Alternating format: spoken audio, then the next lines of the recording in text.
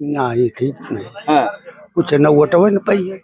Vote नहीं पाएंगे। हाँ यहाँ से विधायक भी थे पिछली बार। अरे तो रहे तो हाँ, लेकिन पहली बार वो हारू का रही। वही कहिए कुछ करिए कुछ बताइए कुछ। अच्छा। हाँ वो है उद्देश्य हम जानी थी।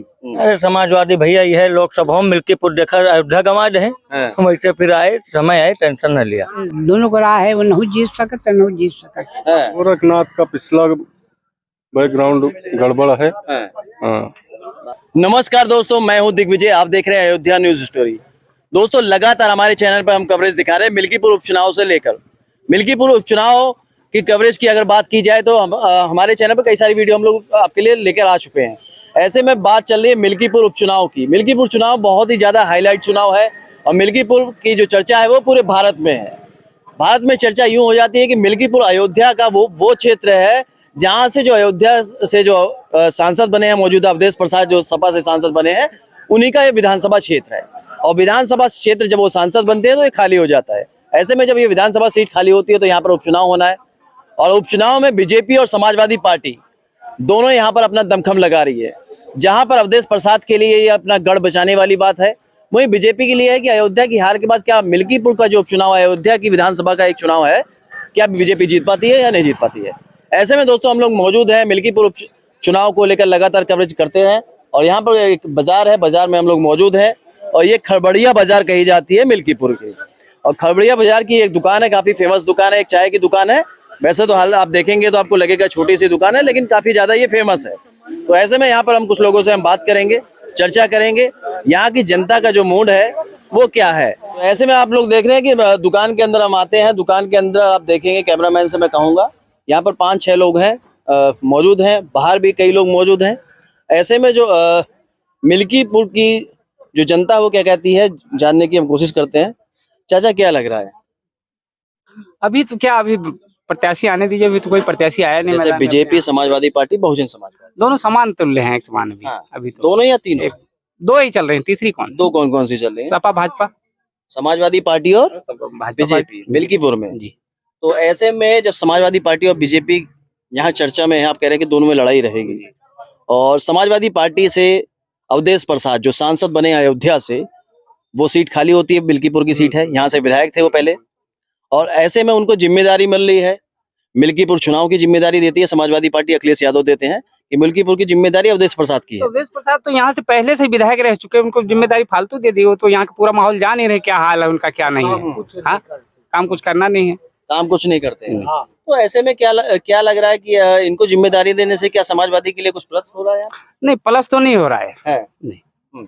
अवधेश जी को जिम्मेदारी मिलने से क्या सोच रहे हैं, क्या समाजवादी के लिए ठीक है? नहीं ठीक नहीं। हाँ, कुछ न वोटवे न पाई है। वोट नहीं पाएंगे। हाँ यहाँ से विधायक भी थे पिछली बार। अरे तो रहे तो हाँ। लेकिन पहली बार वो हारू का रही। वही कहिए कुछ करिए कुछ बताइए कुछ। अच्छा। हाँ वो है उद्देश्य हम जानी थी। हाँ और जनता भी अब जा रही है तो कहा जा हमार पेंशन कहीं बनवा दिए, अभी तक नहीं बनवा पाई।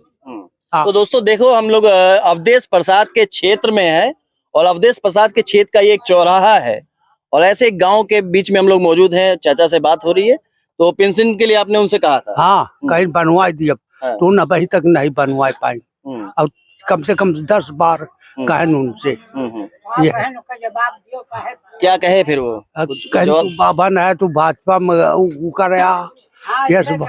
हाँ बाभन मतलब पंडित है। हाँ, कुछ लोग ऐसे ना बाहर के तो नहीं समझ पाते हैं। हाँ तो हम तो जान ही रहे हैं। हाँ तो आप पंडित है इसलिए नहीं? हाँ हाँ, आप वोट नहीं दिए होंगे ये कह रहे थे। हाँ चलिए कोई बात नहीं, और भी हम लोगों से जानेंगे। तो ऐसे में उनके लड़के को यहाँ से टिकट मिल रहा है।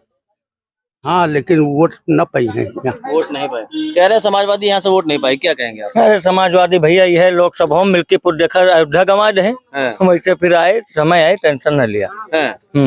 कह रहे हैं साइकिल चलेगी यहाँ मिल्कीपुर में। न साइकिल नहीं चलेगी। हाँ आप ही के यहाँ से है? हाँ आप ही के यहाँ से है? हाँ हाँ। चलिए ऐसे में यहाँ दादाजी से हम बात कर लेना चाहेंगे। दादाजी क्या कहेंगे? हाँ कहा भैया जी आए वही देवे। नहीं, कौन बाजी मार रहा है यहाँ से?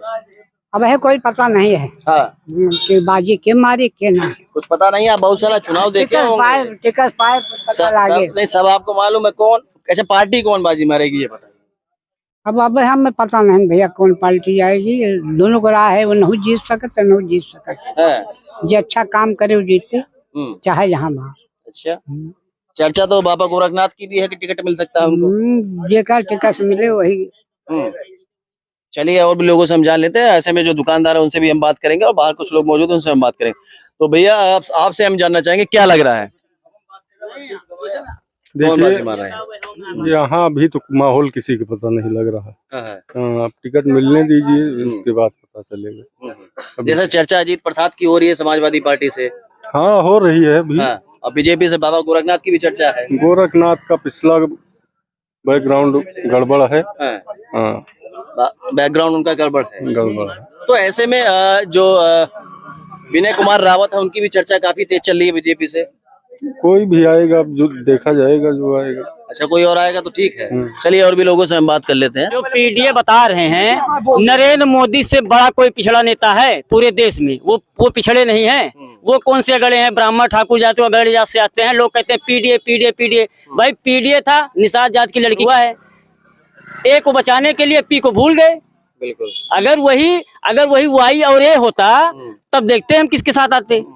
तो जैसे निषाद जात की बिटिया थी, गरीब परिवार, 12 साल की जो बच्ची थी सर, उसके साथ गलत होता तो कहाँ जाता है पीडीए? सर हम पूरी बात, अगर जो भी गलत है उसे पूरी तरीके से दंडवत अपराध देना चाहिए सर।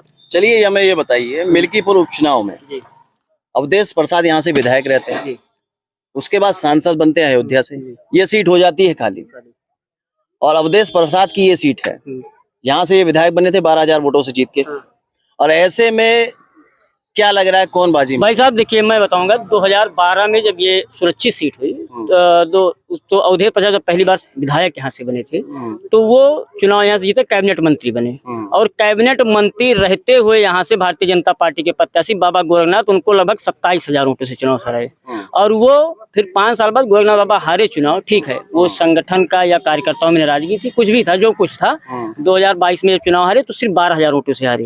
वो कुछ गोरखनाथ बाबा की कुछ ये हम मानेंगे उदासीनता उनके, सिर्फ वो कमजोरी से हारे चुनाव कि वो शिथिल पड़ गए, हम चुनाव जीत लेंगे। अगर वही वो लास्ट तक दम भरे रहते तो चुनाव भारतीय जनता पार्टी ही जीतती। किसकी कमजोरी से हारे थे? वो प्रत्याशी खुद की कमजोरी से हारे थे। जैसे भारतीय जनता पार्टी की कमजोरी, भाई लोग कहते हैं कि हार जाएंगे, मैं मानता हूँ। भाई समाजवादी पार्टी 2007 में बसपा की सरकार आई, 2012 में समाज, उसको छोड़ते हैं, लेकिन ये विधानसभा चुनाव है, इसको कैसे देख रहे हैं आप? ये भाई साहब जैसे हम लोग भारतीय जनता पार्टी के लिए काम करते हैं, भारतीय जनता पार्टी जिताने के लिए पूरी मेहनत करेंगे। चलिए और भी लोगों से मैं बात कर लूंगा। क्या लग रहा है मिल्कीपुर का उपचुनाव, क्या लग रहा है समीकरण आपको? समीकरण फिर वही पूछते हैं जितने लोग आते हैं समीकरण। अरे समीकरण जोड़ गुणा भाग घटाओ 4 निशान होते हैं गणित में, और समीकरण भी गणित का ही शब्द है। जब चारों निशान मिलते हैं तब समीकरण बनता है।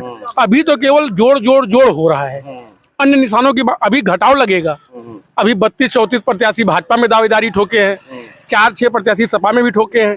कुछ अभी आजाद रावण वाले, चंद्रशेखर रावण वाली भी आ रही है मैदान में। जब ये जोड़ गुणा गणित का ये जोड़ और घटाव वाला समीकरण बदल जाएगा तो गुणा और भाग लगेगा, तब समीकरण बनेगा चुनाव का। अभी तो समीकरण बनने का मतलब कुछ नहीं, हवाई समीकरण बना रहे हैं।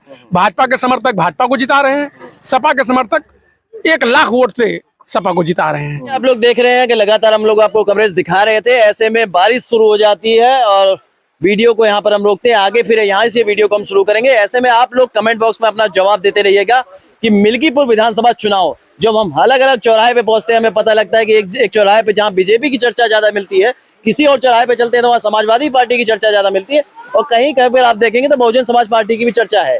तो ऐसे में आपको क्या लग रहा है मिल्कीपुर से कौन बाजी मार रहा है, तो आप लोग अपना जवाब जो है कमेंट बॉक्स में दे सकते हैं।